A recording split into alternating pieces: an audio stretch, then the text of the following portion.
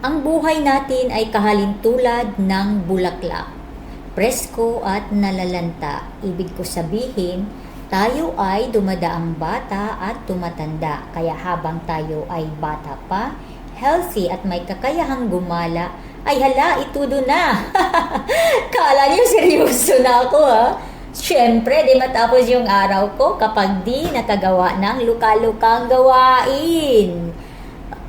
So guys, dito serious na ako ha. So alam nyo ba itong lugar na ito ay napalibutan ng farm. So kung tingnan nyo naman sa videong ito, di ba? So, napakaganda, maraming bundok, maraming pananim, at accessible siya na sa tabi lang ng kalsada. So, imagine, di ba?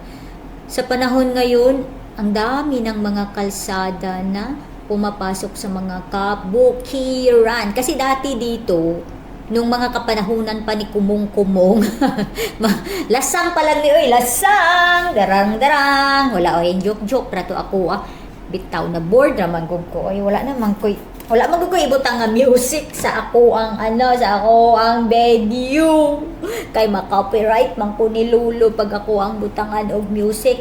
Tingnan nyo tong dalawang idiot na to, nagkaway-kaway na sa harapan ng drone.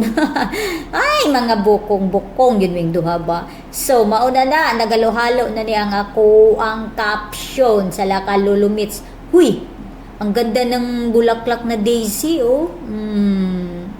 Ang ganda-ganda. Gustong-gusto ko yung daisy flowers. Ito, hindi ko alam kung anong flowers yan. Pero maganda yan Marami yan sa kagubatan.